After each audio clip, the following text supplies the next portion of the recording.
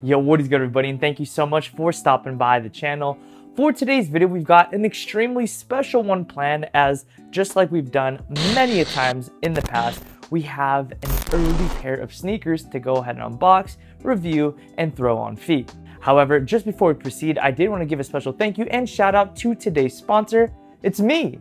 If you guys haven't already seen, I've been working on a bit of a love project, a bit of a brand new pastime or hobby, and that is the Locust&WildHoney clothing line. As of this very moment, we officially have the full inventory of the sun faded hoodies, and guys, these things are just immaculate.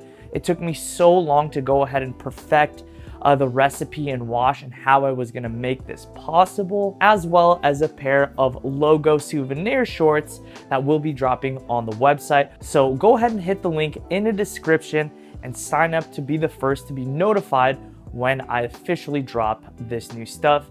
In addition to that, I have a bunch of new stuff on the way, and you'll be seeing leaks and pictures through your email, so go ahead and sign up. Anyways, as I've already mentioned, we do have an early pair of sneakers to go ahead and review today. But just before we proceed, guys, I did want to be fully transparent with you. Anytime I want to have these sneakers early, as I've done many times in the past, it comes directly out of my pocket, and early sneakers are not cheap. So please do me the insane solid and make it worth my while by subscribing to my channel and hitting that like button. Not only will that communicate to me to continue to acquire early sneakers, but it'll help more than you know with regard to the YouTube algorithm. With that, I officially have access to the soon to release reverse mocha Travis Scott 1 lows, as well as the yellow toe looking shattered backboard Jordan 1s. They don't have an official name just yet. Both cost 4 figures, so go ahead and comment down below which ones you'd like me to acquire, and be sure to stay tuned through the duration of this video,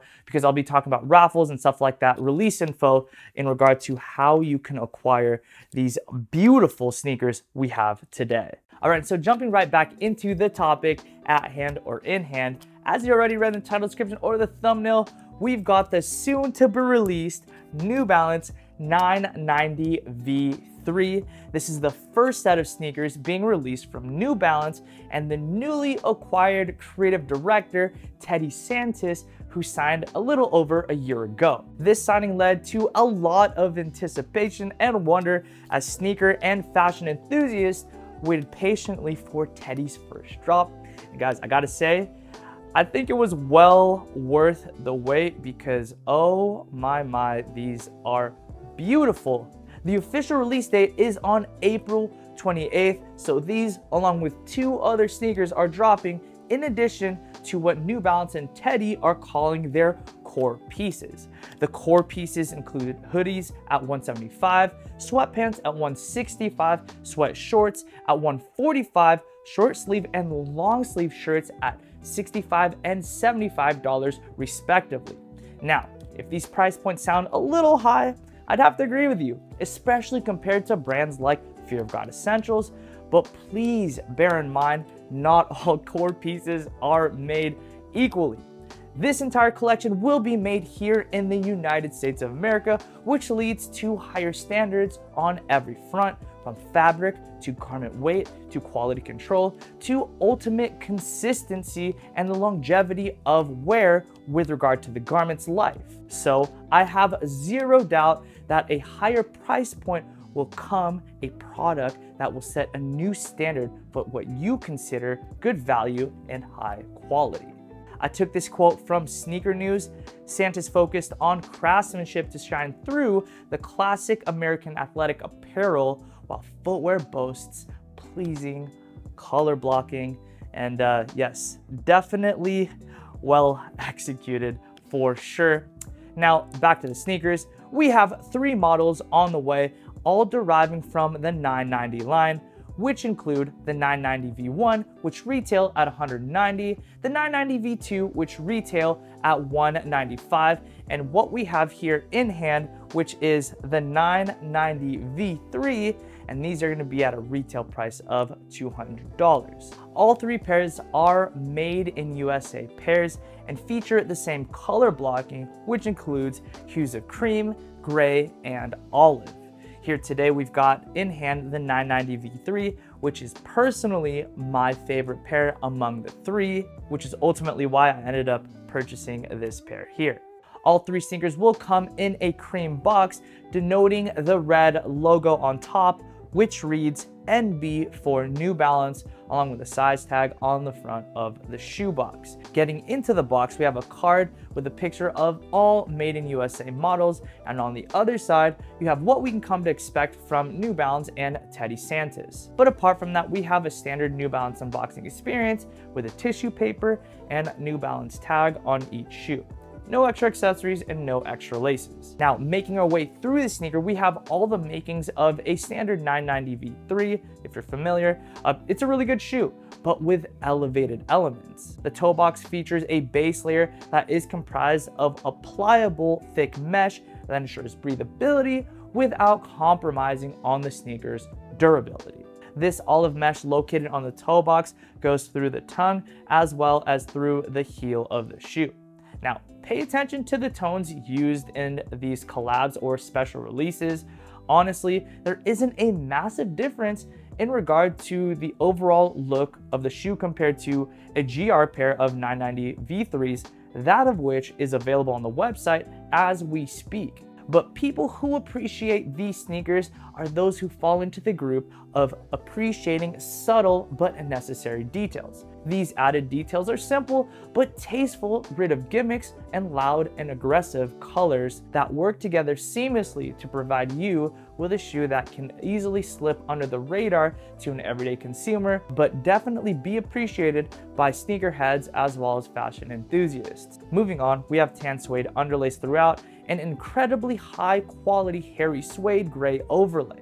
Stitched on both lateral and medial portions of the sneaker, you have the New Balance N logo, which is made of a dense TPU matching the top eyelets of the sneaker. The back of the sneaker features a heel counter that alternates the gray hairy suede overlay with a perforated tan leather adorned with a metallic red New Balance hit. And now moving down through the heel and into the midsole, we have more TPU at the bottom of the heel, which comprises the heel clip for added stability and structure. The entire upper sits atop New Balance's cushion technology known as Absorb technology. This is the eggshell white colored foam at the forefoot of the midsole.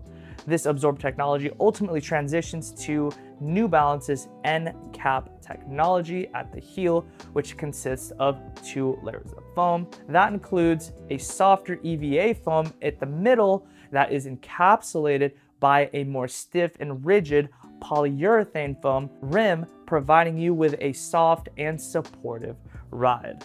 And finally, onto the outsole, we have a standard 990 V3 outsole with alternating colors, that being gray, black, and cream. Between the flex grooves at the forefoot and the carbon fiber shank plate, this brand new pair of New Balances promises to keep up with your flexibility and agility while staying completely on balance. I typically range anywhere from an 8.5 to a size 9. These here are a size 9, and they fit great with a little bit of room in the toe. Had I moved down to an 8.5, I probably still would have been good. If anything, I might have preferred that size more, but due to the fact that I do have a pretty wide foot, I didn't want to take any chances, and I didn't want to have the toe box hugging the forefoot, so that's why I opted for a size 9. I just wanted to play it safe essentially. But for a majority of people, go ahead and take your true to size. For reference, in Jordan 1s, I take an 8.5 and I take a size 9 in pretty much all runners as well as in basketball shoes. And now that we've taken a good look at these sneakers, I want to go ahead and start a dialogue and what we come to expect from the shoe as an asset. Yes, I said asset. The sneaker game's kind of become that, as crazy as that may sound. This shoe is going to be classified as a quick strike, which means they're going to be attainable if you put in the proverbial footwork, pun intended. They're going to be releasing on New Balance's website at 10 a.m. Eastern Time, 7 a.m. Pacific, on Bodega, Asphalt Gold, Feature Sneaker Boutique, and more. Notice a pattern here, apart from on New Balance's site, which is based on a first come, first served basis, and from past experience, definitely disfavors manual users. All of these are stores that are classified as boutique sneaker shops. From what I hear, you're not gonna be able to find these at stores like a Foot Locker or a bigger foot sites, but rather the smaller sneaker boutiques. With that, this is gonna be your best chance at hitting on these shoes for retail. Apart from the links that I provide, go ahead and do your own legwork, do some research around you and see if there are any places that will be releasing these, mainly smaller sneaker boutiques. Now, in regard to resale, let me preface this with saying I'm not a sneaker investor, I'm not a sneaker expert, I'm really saying this off the cuff, but with that, I do expect the V1s and V2s to be pretty close to retail, if not retail, and I do believe that the V3s will possibly touch up to $350-ish. I say this because these remind me a lot of the protection pack in terms of how to acquire them, the stock number, and I assume they will sell the same on the resale market. To me, the V3s are definitely the cleanest and nicest pair, which is totally subjective and I could be completely wrong. But back to comparing them to the protection pack, I feel like these are nicer than the Salt White, but not quite as fire as the Rain Cloud. So I feel like 350 sounds right. You let me know down in the comments below. Again, I could be totally wrong and these could brick. Anyways, with that being said, do I recommend this shoe?